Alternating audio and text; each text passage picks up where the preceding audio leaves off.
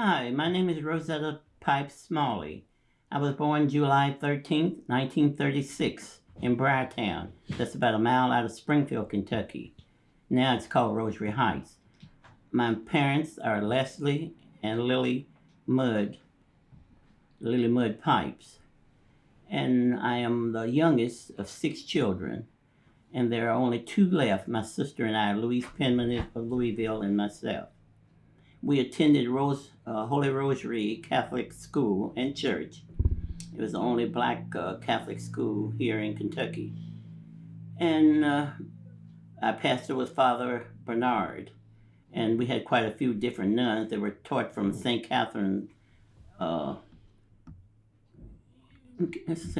Convent down on Bardstown Road.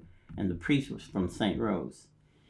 And we weren't really, we didn't have a lot, but we were happy and we were well taught in school about religion. Our parents taught us to love one another, and we were raised in a community of about 21 families. And every family was your family. You could go to anyone's house, they'd give you food. And if you did something wrong 6 houses down the street, your parents knew it by the time you got back to your house. And you didn't do it the second time around. We didn't have telephones, but it soon got back to your house. And we were raised by everyone in our community, and they were wonderful people. And we couldn't wait to go to church. We had missions, and we had processions in May, and where we had white dresses on, and we carried banners. And then every Christmas, we had a party thrown for us at St. Catherine's Convent, and where they would give us prizes and gifts and hot chocolate because we walked the road in the snow. But we weren't cold because we couldn't wait to get there to receive our rewards. And as I said, everybody in Briartown was your family. Everybody was friendly to you. You go to anybody's house, and every family had fruit trees on their property, so we were well educated in the line of getting the right kind of juices and fruits, because they had apple trees, pear trees, plum trees, peach trees, grapevines, walnut trees. And so we were raised well. We didn't have a lot, but we didn't know that because we were all happy. And that was the main thing. We were taught to love one another, respect one another, and we couldn't wait to go to church through the week or on Sundays. And as I said, it was an all-black school. And then we had another community down on Bloomfield Road, about a half a mile from Briartown. And it was about 5 families down there that belonged to the Holy Rosary Church. And then we had coming toward town, it was another little settlement called Fieldtown, which was about 8 families there. They were all Catholics. And then on into town, there were 2 settlements on High Street, East High Street, and they had about, about 25 families, and they were, just about everybody were Catholics. We had about over 200 members in our parish. And then our Jimtown, you had about 6 or 7 parishes and families, and only about 2 or 3 were Catholics, and the rest we had a black Protestant church, black Baptist church, and a black Methodist church on High Street. So we all got along fine, and after graduating from the 8th grade at the Holy Rosary, well, we only had the high school we had to go to was in Lebanon, Kentucky, Rosenwald High School. And they had another black school where some of the kids went to Lincoln Ridge, Lincoln Institute. That was towards Shelbyville. And some of the people from Springfield did go to Lincoln Ridge. But the largest portion of them went to Rosenwald High in Lebanon. And you got your education there from black teachers that had graduated from Kentucky State University in Frankfort, Kentucky. And it was nice, but we had a football team and a basketball team, and I was a cheerleader in high school for 3 years. And we had to get the hand-me-downs from Lebanon Junior High, their uniforms or their books we didn't get brand new books. We got their secondhand books that was brought to our school. But and then we rode on a bus back and forth from Holy Rosary over to Lebanon School. So that was how we were raised up, being a good Catholic, and uh, everybody it was one big happy family. And I miss Briartown. Is all just about all the houses are gone, and half of the people are deceased, and then about a third of them have moved out of town. It's not too many that's still alive, but we used to have large homecomings every year, starting off back in the 30s and the 40s. Well, we had homecomings where the women would make cakes, and you had cake wheels, and then they'd fry their own chicken and mashed potatoes and green beans, and they sold dinners in order to make money to support the church. And then after we got it going and the families got larger, well then everybody would have they'd have big large dinners, and the ones that moved out of town would come back into town, and we had large homecomings then. On the ground we had wheels, cake wheels, and different games, and selling fish, and had big dinners, and ham sandwiches, and then you had large dinners and a lot of games, as I said, and gave away top capital prizes. And that's been going on for years, and which is still going on. We just had every August we would have that. It's called a homecoming, and that meant everybody that once belonged to the church was, instead of a picnic, it was called our homecoming, because everybody would come back home to Holy Rosary. That's right. Okay, we had the nuns from St. Catherine's Convent. They were our teachers, and then they would have what helped us quite a bit. They had all their families from Ohio, Massachusetts, New York, or Chicago, or different places where they came from. They would send in large boxes of clothes for us, because we didn't have too much. Because our parents worked hard, so the men worked on farms starting out, and then later on it was we had warehouses that they processed tobacco, and they bring in men from the south to work in the warehouses here, and then a lot of the men here in Springfield, that's where they received most of their money. And then later on the women would work at the warehouses. They had night shifts that they would work until morning, go on at 11 and get off at 7 the next morning.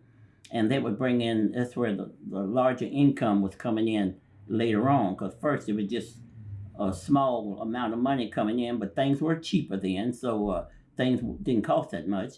But we had a lot of help, it said, from the nuns and Father Bernard. A lot of they people would send up a lot of clothes and things, were real nice things. And we sought them out and kept us dressed, and the nuns were real nice, and they were like mostly one-on-one teaching. You know, one would only teach maybe about eight students, and when another one would teach the other half in the classroom. So everyone got their fair share of teaching. And you had your basic subjects that they taught you, and they even taught us when we got to the 8th grade. We would prepare their meals for them. They would bring them in from St. Catherine's, and we mostly had to fry the meat, and then heat up the peas or the mashed potatoes. They didn't have too many vegetables. Then they'd have sausage or fish or chicken. I remember one time I thought I knew quite a bit about cooking, because our parents would teach us early how to cook, and I was preparing some sausage. And I knew that you had to have grease in the skillet, and not knowing that the sausage produced grease, I put a big hunk of lard in the skillet, and I was frying the sausage, and naturally it created more grease. And she had closed the dining room, the little kitchen, away from the classroom, and smoke was coming out into the classroom, and she came out in there to find out what was going on. I had a window open in the kitchen, and I had the skillet up on high temperature, and you could imagine the smoke that was coming out. And she had to take the skillet off, and I thought I had done everything right, but what I shouldn't have done was add lard to the skillet, because the sausage made its own grease. So that was one big mistake I made. I didn't do that again. But we kept on fixing their meals, but it was quite funny later on down the line. But we had real wonderful times. Everybody got along with each other, and in my case, we did a lot for the nuns. The four of us, Mud Girl, Hamilton, and my sister and myself, we'd always stay after school and clean the blackboards and straighten up the desk and everything. And we were her teacher's pets, is what they would call us. And we would stay away from Father Bernard because he was kind of mean at times, so we were told. But he never would bother us because we were more afraid of our parents than we were of Father Bernard. And so we stayed on his good side. But they were real good. We helped out. We helped to wrap the gifts at Christmas time for the when they brought in those boxes of clothes, and Father Bernard would bring families to the church up in the little shed to get what you want, and he would bring it back home for you in his car. And then at Christmas time, that we would sort a lot of the clothes and the skirts and sweaters and coats and jackets and shoes and. We had everybody's name, and we would give everybody the ample share of a big bag of clothes. And then they'd have fruit and candy that they would get, and the younger ones would get a toy also plus clothes. So we were happy. No one ever complained. We were taught to, whatever you got, you thank God for whatever you got, and you were well satisfied with it. And that's how it was at home. You didn't have a whole lot to eat starting off, but what you had, everybody had the same thing, and nobody complained because that's what we had, and that's what we thought we were blessed with it. And so then later on down the line, my uncle next door, when we were about 10 or 11 years old, he slaughtered hogs and beef for different white people that had farms, and we lived in the same area next door to each other. And so we had plenty of pork chops and sausage and pig feet and different things, ribs and things like that. They come off of the meat. And then later on, my family they raised chickens. And so we had fried chicken quite often because it went from just having maybe bread and gravy and molasses and potatoes and beans to fried chicken and green beans and cabbage. And so we were eating quite a bit as later on in life. So, but as I said, we never complained. We never were hungry because I can remember a lot of times when it would be some tramps. They would call them tramps. Would walk the road because we lived close to the highway, and they would knock on your door wanting food. And Mama would have a pie pan that she would put some bread on with butter on it, and put some potatoes on a plate and give it to them. And to them, it was just like a feast. And that happened 2 or 3 times a month. They would walk the road. I don't know where they were going, but when we were young, I remember Mom and them giving people like that food. So everybody gave what you had, your neighbor had. What your neighbor had, you had. So we were all happy. I miss Briartown because it was a happy settlement. And we'd walk to Fieldtown, and then we couldn't go to High Street until after we got in high school. Then we started going to High Street, and we had friends and things, went to school together, and we all would go around each other together and go to each one of those houses, and we associated with a lot of the Protestant kids that went to our school, and we'd go to their houses, we'd go to their church sometime in the afternoon when they had gospel choirs and things, where we'd go to our church in the morning, then we'd go to their church in the afternoon. So we got along real well, and so I wouldn't take nothing from my upbringing. We didn't have a whole lot, but that love and kindness was better than any dollar bill you could put on the table. Yes, we would, like as I said, we went to any house in we call it Briartown, which is Rosary Heights now, and it was about 21 houses there, and every one of them had families. And we started at the top end of the street, which was the Hamiltons. It was some elderly people. It was a mother and 2 daughters and her son, and they were Hamiltons. And then the next was her son and his family, where I went to school with. And anyhow, you go up there and they'd have big sugar cookies, and they'd have cakes and pies and anything they had up there. If you wanted something to eat, if you got sleepy, you was welcome to go to bed. I mean, it was just like you had 20 people, you had one family in every house. Anybody could come to your house, and everybody loved everybody. And we go back to Lane, we loved the elderly people. It was Sister Kate Jackson and Miss Kate Van Cleve, and they had peach trees and pear trees. And you go in their house, you could eat at anybody's house. And we go and we'd have rosary that we would go to different houses and say the rosary. And we were about 8, 10, 11 years old. And honey, you couldn't pay no one to young kid to go to somebody's house and say the rosary now, even at their own house. And then back in those days, when a person passed, they didn't go to the funeral homes. They bring them to the house, and they drape the the purple curtain at the wall and bring the casket in. And we went right there in Briar, and we go to whoever died, because we knew them all. They all were our aunts and uncles, not literally, but they were called aunts and uncles because out of respect. And we would go to their house and say the rosary. And in those days, they kept them for about 5 days. You go visit about 5 days. And you'd say the prayers and say the rosary there. And we got used to the dead then because when we were young, because our parents took us to their houses. And then it was one young kid that died when we were going to Rosenwald, and we were in the choir, Holy Rosary. And he was I think he had appendicitis or something. He was about 13 or 14. And they had the choir to sing, so they they sent us to school in a cab.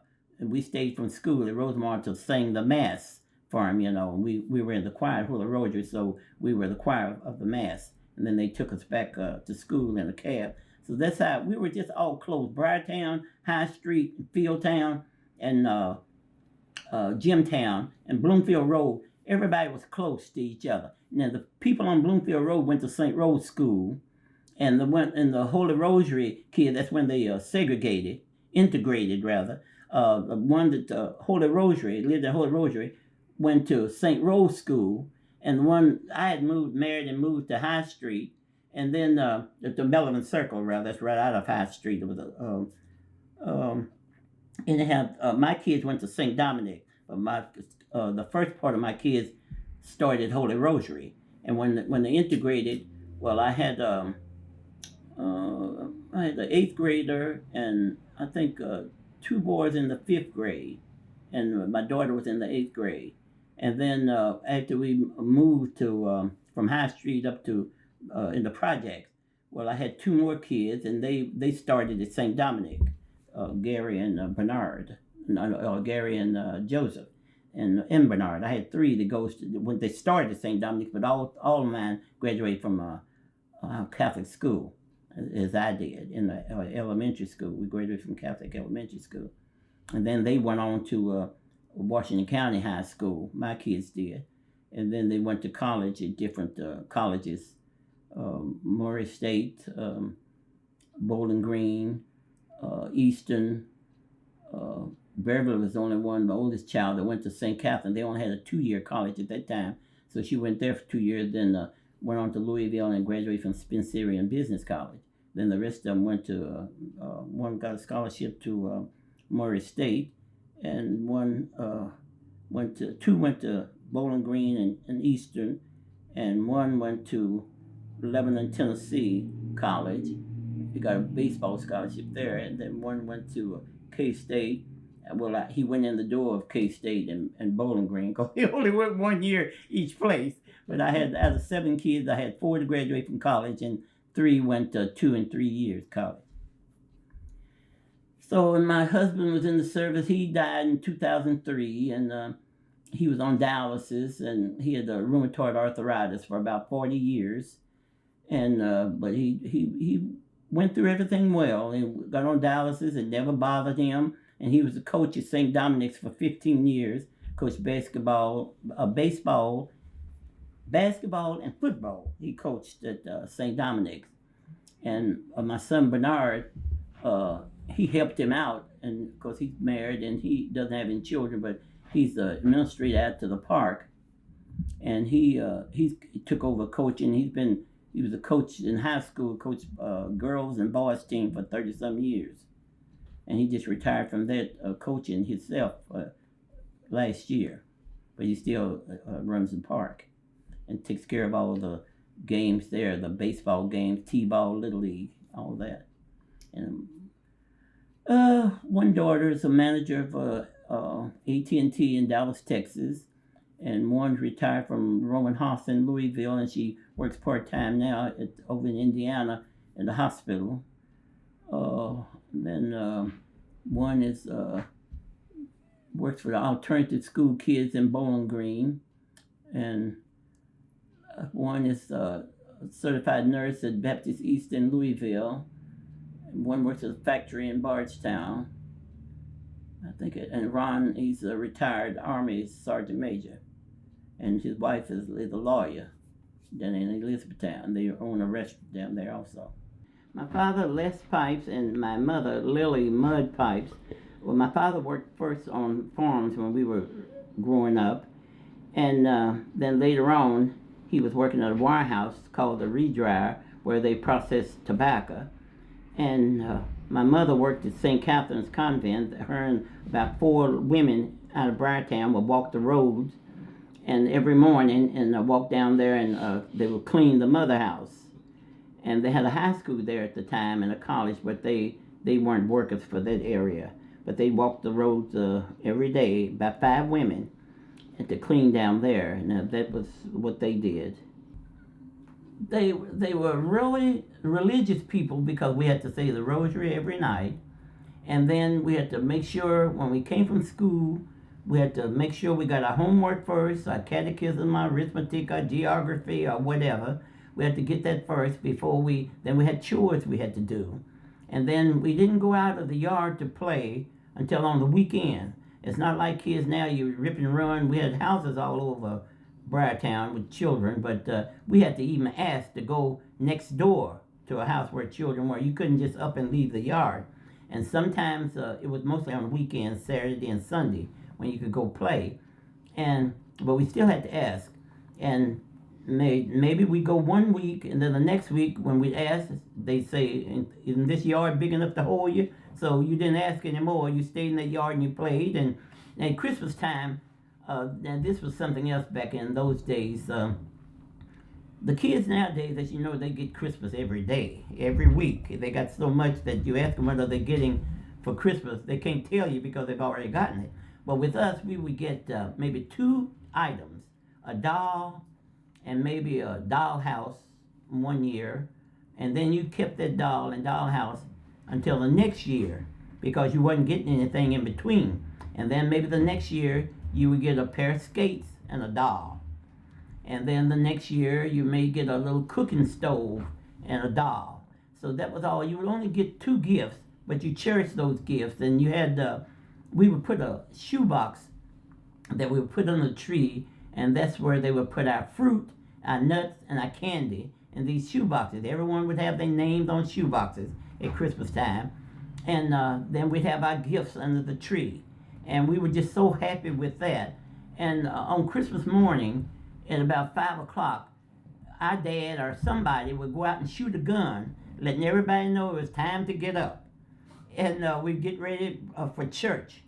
And one time I remember, I was so scared to death that we were looking at our toys, and I inadvertently put a piece of candy in my mouth. And naturally, you know, at that time, you couldn't eat nothing before you went communion. And I knew if I told my mother, she'd kill me. So I was scared to death that if I go to church and take communion, the communion was going to fly away from me. And that everybody know I committed sin. And that's how we thought about sin. And back in those days, we couldn't do nothing wrong. And so I went on to church, and I had to go to communion because we were sitting right up front with Mama, and all the family was sitting up front. And I had to go to communion. I said, oh, dear God, please don't let this communion fly out of my mouth. And I was scared to death, and I took the communion, but so happened, I knew I was going back to communion the next Sunday, and I'll be making my Christmas. For that next Sunday, if I go, we went every Sunday to communion anyhow, but that was one scary Christmas. I just couldn't enjoy myself in church. But those were wonderful Christmas days. We have these real trees, and we make the ornaments ourselves at school to go on our trees. And then we had the garland that we would stretch across the room from one corner to the other. And in the center of the ceiling, we have a big bell that you would open up, and hook that right in the center of the garland that was swinging in four corners of your ceiling. And then as I said, we made a lot of the decorations at school, and we put them on the trees. And we didn't have electricity at that time starting off, and we just only had lights that we put on there. Someone put little candles, but you didn't keep them lit very long because they had real trees. But I remember Mom and them putting a bucket of water under the tree sitting in the bucket of water. But I remember those; they were good Christmas days. And after church, we had a mass for the whole church at 5 o'clock, and at 9 o'clock you had the children's mass.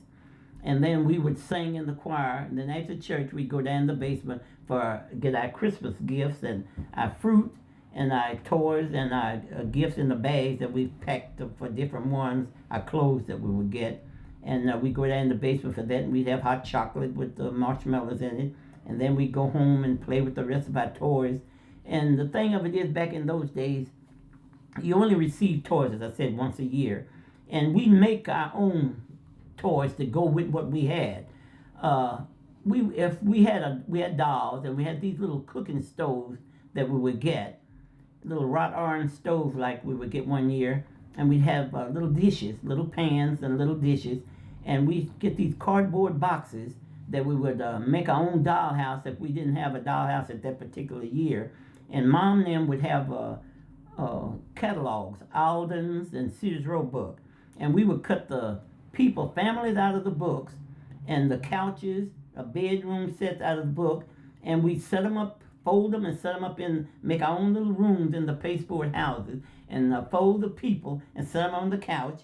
And then we'd have these little stoves where we have little pots and pans, and we have different weeds in the yard. Some would look like little corn, and some would look like green beans. We'd break them up and put with water, and we make little mud pies for our cakes. And we invent things of our own, and we just had a wonderful time doing that, and we were happy with doing things like that, and happy to get. Sometimes we would sneak when Mom and them would be out, and she'd always put the toys behind the couch. And when she'd be out going to the outdoor bathroom that we had, because you didn't have an indoor toilet, and we sneak in the living room and look behind the couch and see our toys, and then we closed the door because we weren't allowed in there until company came, because we only had a little 3-room house at first, and then we had 2 more rooms added on later on. And I remember when we first got our bicycle, I was about 10, and my sister was about 12. She's 2 years older than I am. And we knew Mom and them couldn't afford no bike. And we were coming from confession one afternoon, and we were coming down the walk, and a cab was coming up the street, and our brother was in the cab. And in the back of the cab, we saw this bicycle. We jumped up and down and hugged each other and singing, and we just knew that was our bicycle. Our brother had bought us a bicycle, which we didn't know we were going to get. You would have thought, as of today, that we had won the lottery. Oh, we were so happy. And then we got home, we couldn't let on that we had saw this bicycle. And he took the bicycle over to my uncle's house next door.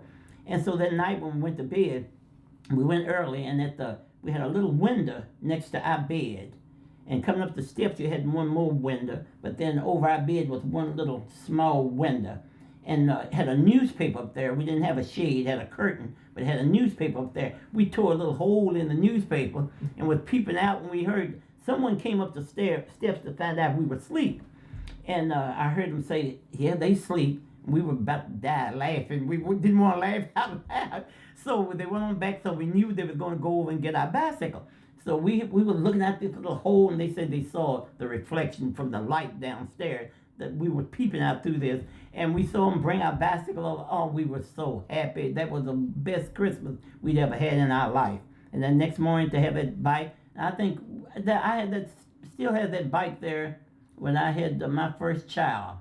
I think she was about 6 years old, and the bike wasn't tore up or anything. I mean, it was old, but it was still running. And the bike was still at our house in Priory before I married it, but it moved away from there.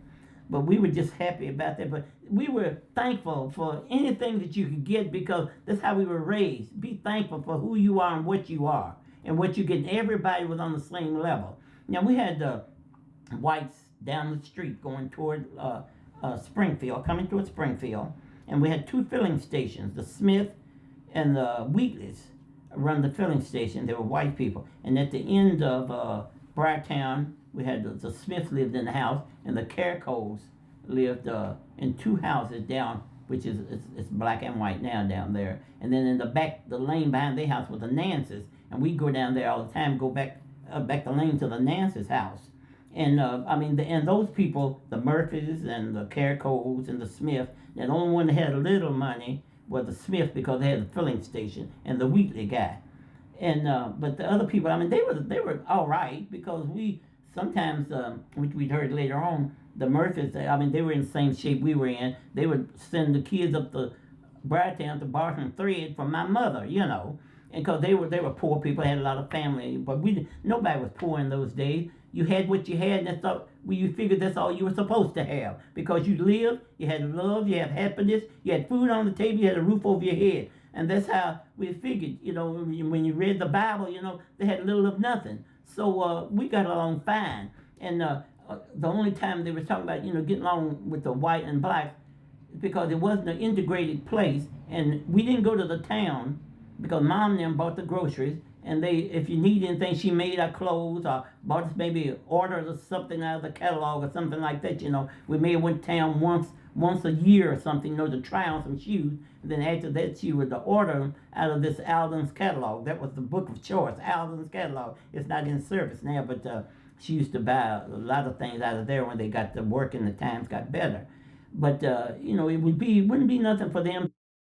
They'd come in on Friday night and go to town, come in with this big 100-pound bag of potatoes, and as long as they had flour and potatoes, and beans, you had your meal, because they make bread every meal. You made fresh bread.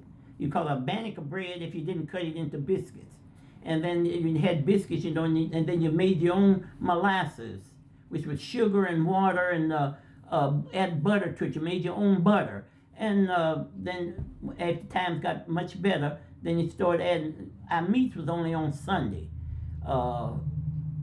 There was a meal when you had your fried chicken was on Sunday, for a while. And then when you started raising chickens, you could have chicken for breakfast in the morning, because we raised 150 chickens every year, So times was getting better then. And then my uncle was killing beef and pork next door. So we got sausage and pork chops and chitlins and pig feet, things from him.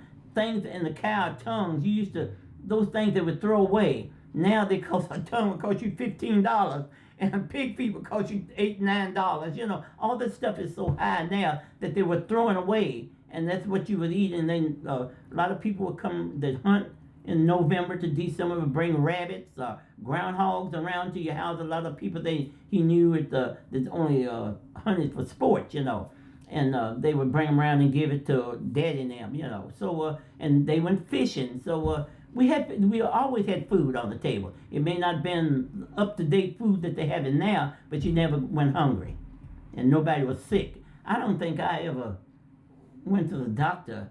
I remember once sticking a wire through my foot, coming up the road barefoot, and stuck a wire right in the middle of my foot, and Mom and them pulled it out and put coal oil and something else on it, fat meats grease or something, wrapped it up. I never went to the doctor. But now, if you don't take a tetanus shot, I'd been dead if I did that now, But see, we didn't go to no doctors then. If you had a cold or something, Vicks salve, mutton tallow, get in front of the fire, put this rag around your chest, that was it.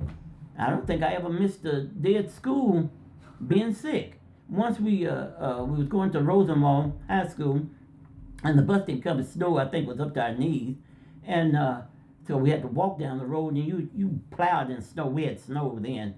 And we come back home, and she said, "What are you all doing here?" We said, "Well, the bus didn't run." Boy, she did not believe it. She thought maybe we were playing around and missed the bus.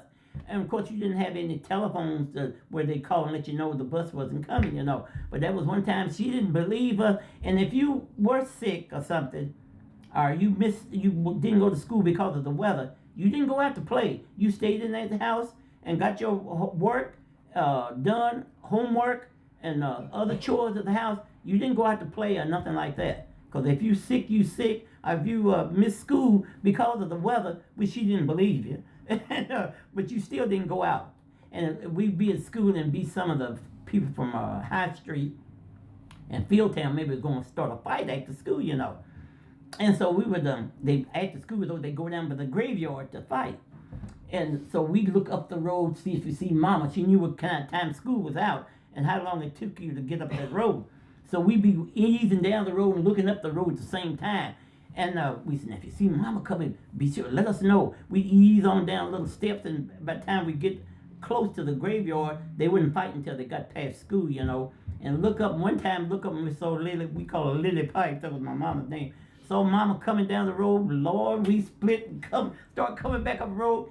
She would get us. And she was the type of woman, if you talked in church, if she was sitting there, her hand would go this way, and that got you. And we'd always, the people from Fieldtown and High Street always brought candy to church. They'd stop at the filling station during Lent, and they'd bring candy and sit behind us, you know, give us candy. And we try to open up the package, and, you know, it would sound like 10,000 knots of loudness, you know, just barely opened it. So Mama would kind of stir, and we sit real still, you know. Priest be preaching, you know. And one time she did make us go up and kneel up in front of the communion rail, in front of church. We didn't do that but one time either. And so then that time she just took our hand and just didn't even look at us, just went sideways, knocked the holy Talita out of us. And then another time she did it, but only twice, because we got our fare at that time. She would, when we come up the road, we'd laugh and talk, and she'd be jolly with our friends' parents, you know.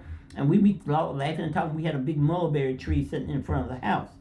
So we got ready to go in the little driveway, walkway. Mama would reach up at this tree. We look up, we said, oh Lord, we start crying and hollering, and the boys that lived on up the street from us and girls, they started laughing.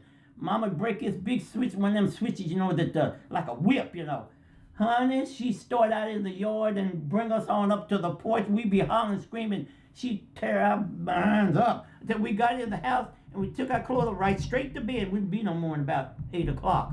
We'd be straight to bed. But she wouldn't say nothing. Coming up the road, you think you were safe. When she reached up, oh Lord, all hell broke loose then. But she didn't spare no rod, I tell you. And you didn't do that too many times because, you know, Lily would get you. My dad never laid a hand on me. And I don't think he ever whooped nobody. Because Mom did all the whooping. We kind of wished he had her. Maybe been more lenient, but I mean, she didn't believe in no fooling around, I tell you. It was one time, this little boy that lived 2 doors down, we were in the backyard, my sister and I playing, and so we had the bathroom with an outdoor toilet. Don't put this in the paper now. And he lived a house over, and he didn't live at that house. It was at Aunt Annie and them's house. It was his aunt's too. And so he came through the back, and we were going in the toilet, outdoor toilet. So he was coming in the toilet. We told him, you go to your own toilet, you know. I'm going to this. And so we went on in. We had 2 things sitting in there. We were on one side, he was on the other. And his aunt, Tracy Hodges, she saw him do that. So she came up the front. We were up in the backyard. When we came out of the toilet, she was coming in the house. We said, oh, Lord have mercy. We're going to get it now. There ain't Tracy going in. Mommy how rose that. Oh, when she brought your name up at the octave up at the end, you knew you were in for it. We said, oh God, we're gonna get this boy. He started laughing. You know, we said we're gonna get you. So we came down to the house. What are you doing in the toilet with him? Well, Mama, he had no business coming in there. We were going in first. You know, she tore our behinds up, and next day he come up and come up through the backyard. Me and my sister beat the hell out of him. We told him we gonna get you. We wasn't no more than about 10, 11 years old at the time, you know. But we never will forget that. But Mama, as I said, she never spared no rod. I tell you, she kept you in shape. She kept you in tune with what she said she meant. You had to do it. You had to respect the teachers, and you better come home. One time in high school, I was getting on the honor roll every 9 weeks, except one year when I was a junior. I think it was I got a C in conduct. As you get older, you get run your mouth, and that would keep you off the honor roll, you know, conduct. And so this, I wasn't worried about that. So one time, I think it was one grade with home ec biology 1. We were down in this room, and this friend of mine, we were good friends now. We were in the same class together, and she calls me every week. And anyhow, we were sitting at had these long tables that we were sitting at, and like the teacher was at the upper end of the table, and she was sitting right there, the girl was, and I was sitting right next to her, and the teacher was like where you got the camera, and the rest of them were sitting around the table. And so the teacher called on me to come up to the desk. So I got up and I told her, I said, scoot your chair up so I could get around it, And she sat there. I said, Claire, scoot your chair up. She wouldn't do it. I just took my foot and put it under the chair and flipped her on the floor. So, and all of them got to laughing. So the teacher, she sent me after the principal. And I said, well, Mrs. Watson, I said, now, I told her nicely to move. So I said, should I walk all the way around the table, come all the way up the aisle, when all I had to do was walk around her? And I said, she was just evil. So, I mean, I knew I wasn't supposed to do it, but I wasn't going to do all that. So she told me she was going to give me an F for that day. And I begged and pleaded. I said, I cannot take, I've never in my life made an F. I've made a C, but I've never, not on my report card, only in conduct, And I said, my mama killed me. So she sent me to the principal, which she gave me 2 licks. She had a big paddle or something. I didn't mind that. But I told her, I said, Miss Smith, I said, I'll do anything, but I cannot take no report card home with no F on it. I said, my mama killed me. I said, I've never in my life made no F, and I didn't nothing, She said, well, I said, just bring the report card to me at when we give out the report card. And she just put another leg on it because it was the last of the semester, but she added to make an A. And she said, but it's on your record, it will be, in my book, it will be an F, but just on your report card. I said, thank you, thank you, thank you. I said, because I'd do anything. You could have made it a D if you wanted to. I said, but I cannot take no F home to my mother. I said, because you all wouldn't see me no more in school. But that was the only thing that I did in school that was really got me upset, because I knew I couldn't make no bad grades. So I love school. And my sister and I, we were in the same grade together.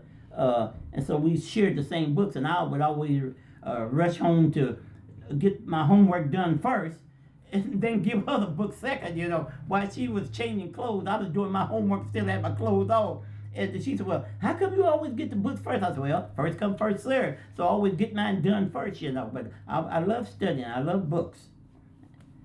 So we had a nice childhood. It wasn't all that great, but to us it was great. I couldn't ask for anything better. Never dated nobody, And he was a junior, and he was the only boy in his family. And he was always dressing nice, and he really didn't have to work when he was young because he had 2 sisters, and they really pampered him. He was the only boy. He was a twin, and his twin died at about 8 months old. The twin died, I think, with diarrhea. And anyhow, I was one boy from Lebanon. I was talking to. My first boyfriend was a boy in Lebanon named Hubert Spalding. That's when my mother had to find out all about his family from my sisters and brothers. Who is his family? Where they go to church, and what kind of people are they? And I was just only going to go to the movie with him in the afternoon, but she had to know all about him. So, but I liked this boy, but I don't know. He was Clay was kind of stuck on himself, and I went with other boys, somebody from Bardstown, and with him because he always was struck on himself at first. But I said, it's the funniest thing, we dated for about 12 years before we married. And then we was married for 42 years. And but after we got married, it was everything was, he was handicapped right after we got married. He had to draw his disability. He graduated in 51 from Rosenwald, and he went right on into the services. He was in communications. He was in there during the Korean conflict, but he didn't have to go to fight. He was in communications. And he was in and out of the hospital there because he had rheumatoid arthritis in his knees. And then when he got out of the service, well, he worked at some apparel store, Lerman's or Levi's in Louisville. I can't remember. Coffin Straw in Louisville. And he went to the University of Louisville for a year and a half, and then he went to Kentucky State for a year under the GI Bill. And then we got married in 1962. And then he taught the kids at St. Dominic. So he started off with cane, then he went from cane to crutch, and he taught football and basketball at St. Dominic. then for free, and they were really happy with Clay. He had the best children, and when he go out of town with them to St. Charles, to Louisville. He played in tournaments down there. We got cheesed out of the biggest game down there in Louisville. I forgot the name of his school. I think we lost about 1 point, but the referee was really hard on us. We came in second, and his sister like had a fit. You know, she got on that floor. She called them referees everything. She lived in Louisville at the time, but he had the best kids, and St. Dominic's was always praising him. He never had to have any chaperones on the bus. He'd take his kids to different St. Charles, Harrisburg, over at Lebanon, Bardstown, Louisville, Danville, but he never had to have chaperones. It was just only him and the kids and the bus driver. And then the schools would call St. Dominic's and tell what a wonderful group of kids that he had with him, you know. They were so well mannered and everything. And all he would do was just collect $1 from each one of them in order to keep gas in the bus. And then 2-3 times, you know, the kids, when they stopped to eat, if they play at night, well, he'd tell them they're going to stop, and some would have money and some wouldn't, but he wouldn't let the rest of them know that he would buy the other people their money. And some of them, with one little fella, he would have money, but he was so large, and he would eat 3 times what he was supposed to eat, and he would always end up eating something else, but Clay would always pay for it, you know, out of his own pocket. And then on his birthday or Christmas, all the team would get together and they put money in an envelope and give it to him for his gift. You know, and they had the surprise birthday parties for him, and they were crazy about him because he wouldn't take any pay or anything. And he did that for 15 years then at St. Dominic. And he's in the hall down there of the new gym. They got a picture of him in the hall down there in the new gym then at St. Dominic's. they still called him. And his funeral, he died in 2003. He was on dialysis, and he never complained. He had arthritis for a number of years, and back in the 70s, he sort of went in remission. He suffered so much, and then it just finally he had it so long, he just didn't suffer anymore. And then his kidneys went bad on him, both his kidneys, and he was on dialysis for 6 years. And he never complained about being on there. He'd come in from dialysis, get on his scooter, and ride on up the street in Melvin Circle and talk to old buddies and things, you know, and stay up there. He'd get off. He'd go at 5 o'clock in the morning and get back in town from Danville about 11 o'clock. He did his dinner and go on up the street and stayed about 5 o'clock at night, come back down, and he talked to everybody along the way, you know, and he just enjoyed life. The crutches and the dialysis, nothing got him down. He would go places, go different places. It didn't stop him from going. And he was commander of the American Legion for about 20-some years. And the post in Bardstown, I remember they gave him first some money to get him a scooter, but I couldn't find out the VA. He got that free, but you have to ask for things. They don't volunteer and tell you what they got. Which they had a whole warehouse full of electronics he could have, you know. But they were good to him there. Every time he'd go to the hospital, I can say they were real good to the nurses and everything were real good to Clay. But he loved his children, and I remember once he had surgery, hemorrhoid surgery, once in Lebanon on a Monday, and on a Thursday he was out to the park sitting on a donut watching a ball game in the heat sun. He never missed going to none of the kids' ball game in a little league or any. He's got a plaque out to the park. He was on a park board, and he had over 700 people who viewed his body when he died. Well, we learned Latin, I'd say, when we were in the 5th grade, and it wasn't hard to do, and it didn't take long, you know, because Mass was all in Latin at that time, nothing but Latin. And they had the English version of it, but you didn't say that, you know. The Baltimore Catechism, I still believe if they had those Baltimore Catechism in the classrooms today, they would have more children going to church than they do. And even in CCD classes, you know, they don't have the catechism that they teach like they taught us. To me, Bible history and the Baltimore Catechism, it told you everything you wanted to know about Christ. And also about the Pharaohs and Pharisees and Israelites and all those kind of people, you know, in the Bible history. It shows you everything, which is the life is entwined. It's the same thing is happening that happened back in those days before Christ. The same thing is happening now. It's over and over and over again. The same wars and same kind of people, the same sins and everything. You know, if you look back, you reflect, everything that happened back there then that's happening now. And even when the mass changed with the Vatican II, I guess what you say, only thing I didn't like was when they changed the contrition.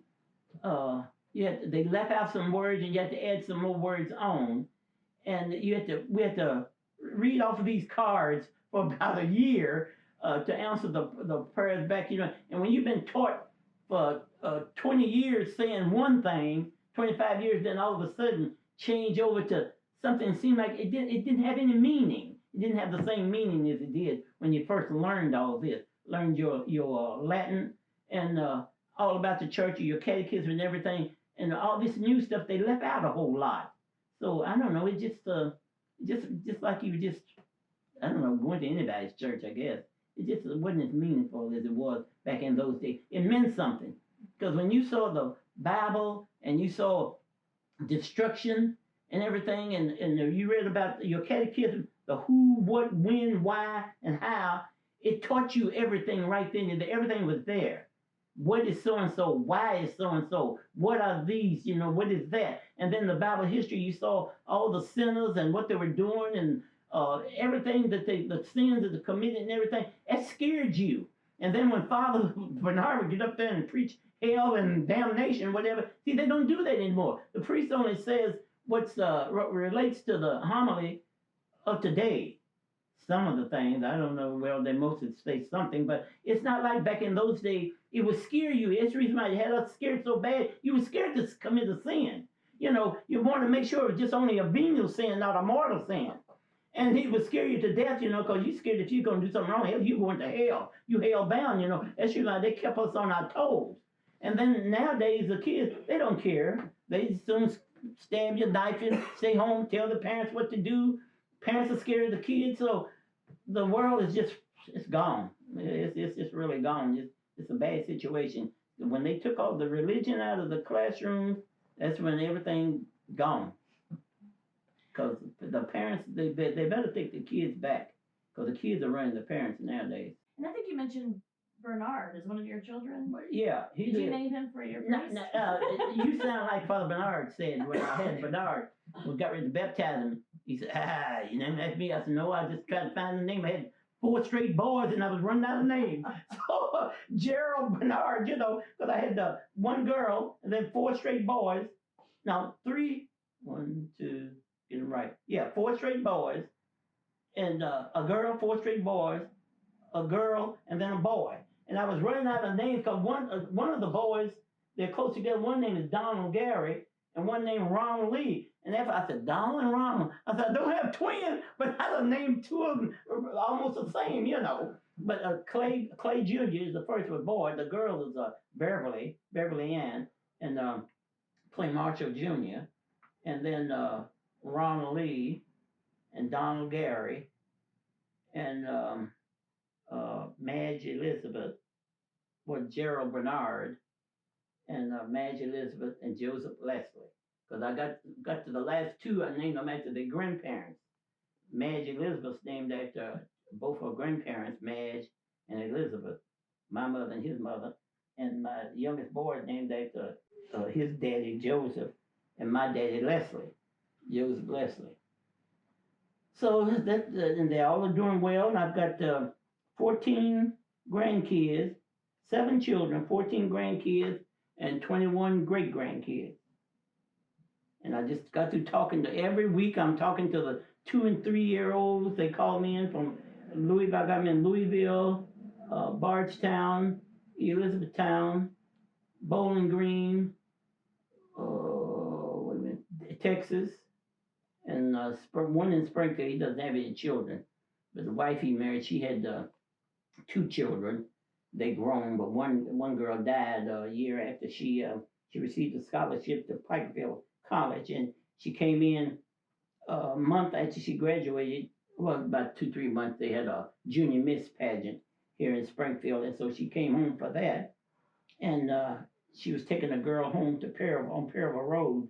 The night it was raining cats and dogs, and somehow or another the car lost control and she hit a brick wall. She's a beautiful child. I think I have a picture over there of her, Paula, on the third shelf over there, I think. And I think she was brain dead before they even got her to the hospital.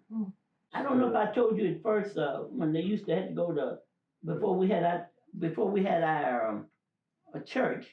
We had to sit in the back. Did I tell you St. Rose? Of course, I wasn't born then, but my parents they had to, and it had to be the last ones to go to communion, and they had to sit in the back of the church.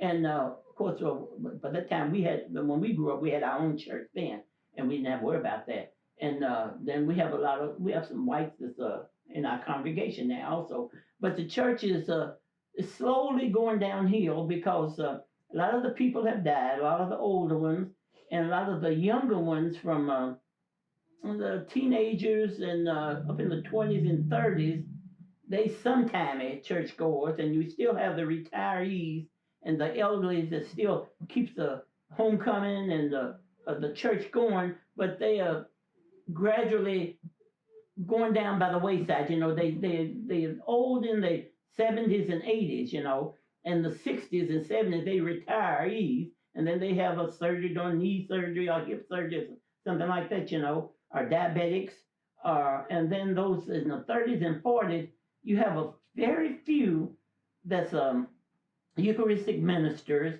and are over things in church, but it's not enough. They can't get enough of these 18, 19, 20, that age group to be involved in things. And during the homecoming, when you get the teenagers, you can't get them to do anything. I mean, they'll help out a while, but they don't want to do the whole thing. And I've heard that's done in all churches, not only our church. The Protestant churches, they have the same situation. They have Bible study. You don't see the kids there at the regular masses, regular services that they have. You may have 2 or 3, but the people that come to church, they have 35 and 40 kids in CCD, but at church on Sunday you have 4 or 5. You have no more altar service. The grown-ups boys are the altar service. So it's sad because they don't know that sooner or later, if you don't have those things, you will not have no church. And see, they don't understand that because you have to keep your church going, thriving. And the ones that's really keeping it going, they all are in bad health. And we got one girl, Pam and Dolores Logan. And Pam, she's like the secretary of the church. She has a husband that's in the nursing home. He has Alzheimer's. He's seriously ill. And then she has a sister that's diabetic, that's on dialysis, that lives out next to the church. She sees after her too. And then she has some of her other sisters and brothers are ill. And plus her daughter is a doctor in Louisville. Her son lives in St. Louis. But she's constantly going back and forth with all of them, and then she's trying to keep the church together too, And then when it comes to homecoming, they have a women's club, which only about 7 or 8 members of the women's club, and like they try to have the homecoming going, then they have the fall festival, and then they have the Thanksgiving thing that they have in November. And I don't know if they have anything. They had just now had a 90th anniversary of the church, and that didn't go off very well because whoever was over that, they didn't let the other churches in the area know that we were celebrating our 90th anniversary. I was out of town at the time in Bowling Green to my son's NAACP had a banquet, and so he came up and got his wife's mother, who's 90 years old, and myself, and we went for the weekend down there. They had a banquet and a dance afterward and everything, and they gave scholarships to some college kids down in Bowling Green.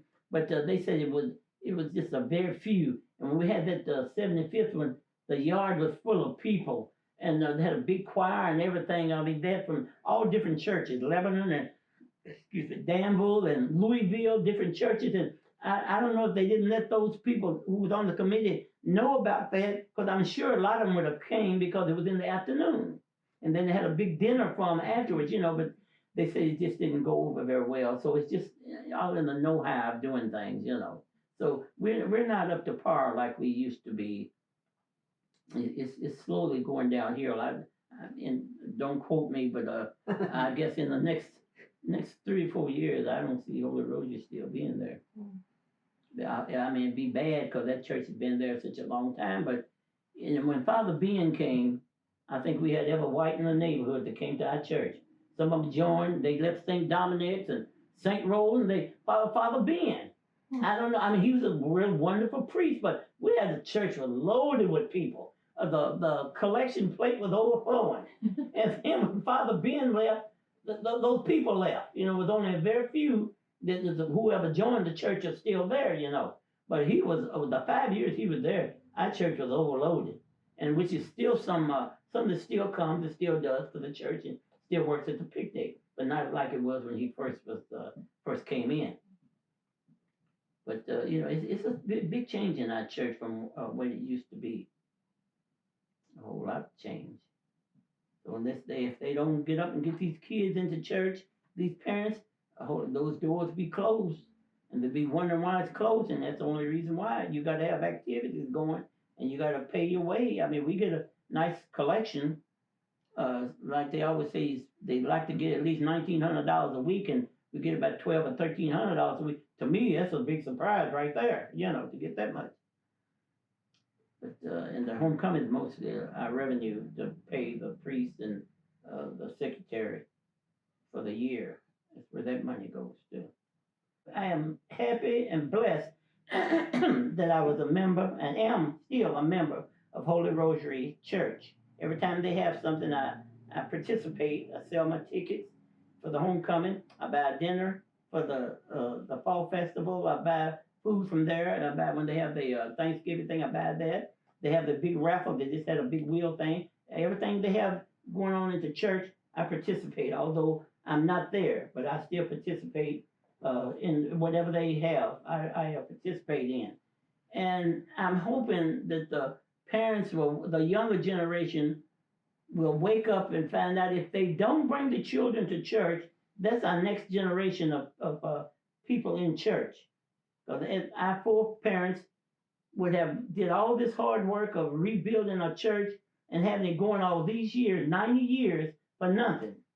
And because when it closes, it's going to close. And ain't no sense saying it's a black and white thing. It's not. It's a black thing. If you don't keep your church, if you don't do what you're supposed to do, you will not have what you're supposed to have.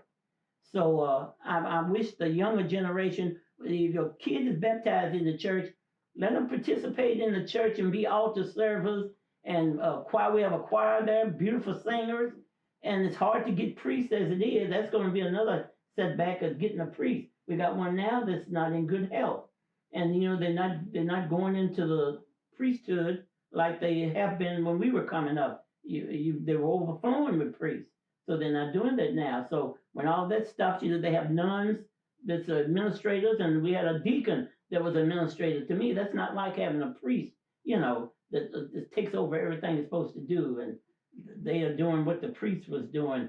Back in my days, you know, you couldn't hear. Well, of course, they can't hear confession, but they can give communion, and they can marry you. But it has changed quite a bit. But long as you believe in God, and you know where you're supposed to be and where you want to go, you'll get there. So I just hope they believe in God and put the religion back in the churches and back in the homes. We used to travel around to different homes in Briartown, High Street, say the Rosary, when we were 12, 13, 14 years old. You couldn't pay a kid to go to the house and say a rosary. Whether they say it at home or not, I don't know. But to us, religion was all of that thing because we didn't want to go to hell. And that's what Papa and I told where we were going if we were bad, you know. So we were really wanted to be little saints when we were young coming up. We'd beat our parents in church. So I just hope all of them take religion at heart. And it wouldn't be as much crime and stuff in the world today if the parents would be parents and take a hold of their kids. They're supposed to be under their supervision until they're 18 years old.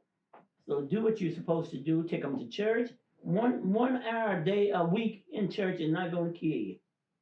And something happens to you, first thing you do is say, God help me. God pray for me. Pray for this and that. But you don't want to pray in between. So I am proud to be a member of Holy Rosary Parish.